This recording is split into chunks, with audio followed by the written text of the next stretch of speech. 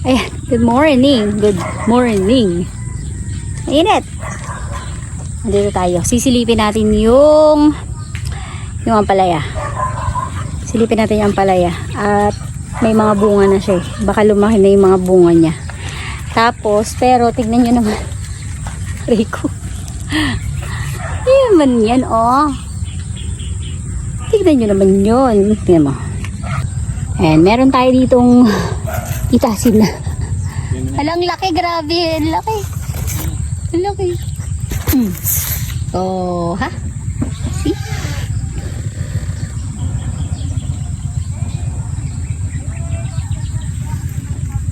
Ito pa. Ano rin to? This one. So, punta kami sa dulo. At meron na tayo ditong patola. Look. Go, diba? Punta kami sa dulo. Tingnan natin yung mga ampalaya na tumubo. May bunga na eh. Possible na first harvest namin, second batch katapusan. So, tara, check natin. Ayan, nandito na tayo sa dulo. Hala, ang taas na nila. Look. Ayan na po. Mas mataas dito, no?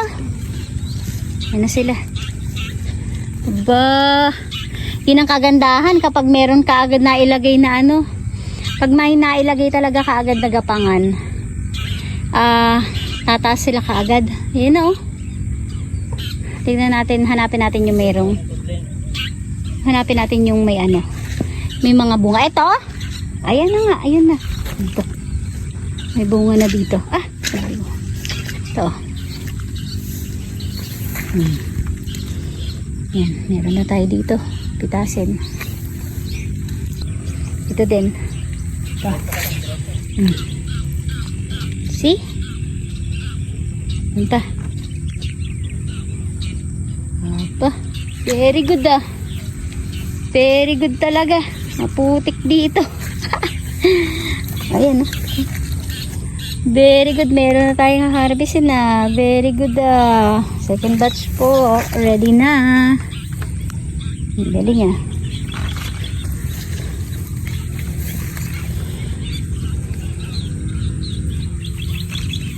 Wow, good job ah. Good job ah. Loko niyo ako ah. Ala. Look. Oh, may malaki na dito. Oh. Galing ah. Very good ah. Very good naman pala eh. Diba? Ay, ang putik. Ah, sorry. Oh, good job kayo ah. Daming bulaklak. Oh. Oh, ayun oh. Pasaway. Galing ah. Very good kayo ah. Good job. Ang galing ah. Wow, ang ganda ng flowers. Pero may nagtatagong bunga. Diba? Galing ah. Good job. Very good. So, halos lahat ng puno, meron ng bunga. Ay! Ayun.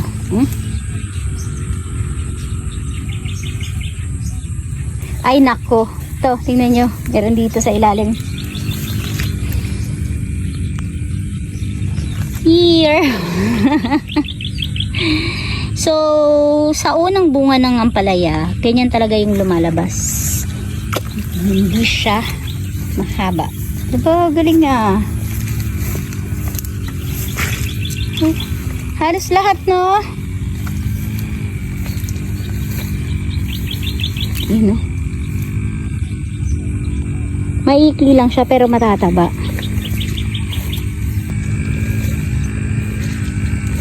Yan. So, good job naman po talaga. Ayun, no? Dami talaga nagtatago. Ito, nandito siya. Sana kung maisang pa na.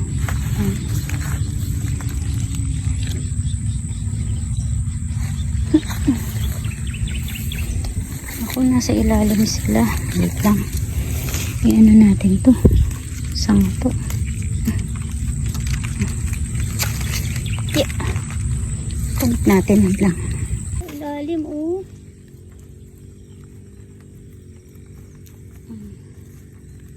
bulaklak. Oh, galing nga.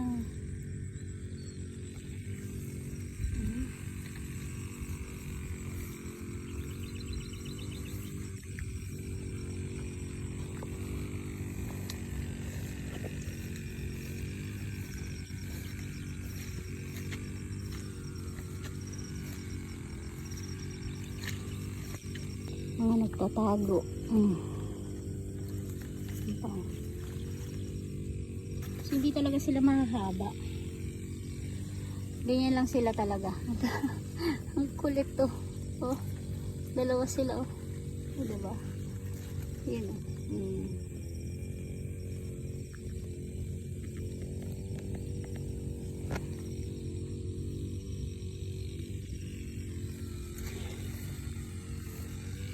Galing, lahat meron na.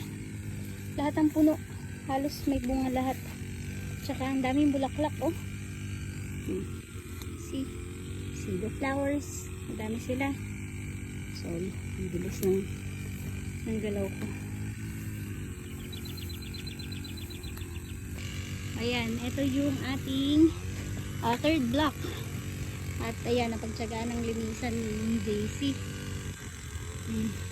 Ginamitan na ng grass cutter. Pinilit talaga siya para matapos, kasi kung tatabasin siya ng mano-mano, manual talaga, gamit yung kare, mahirap, abutin siya talaga ng siyam-siyam dyan.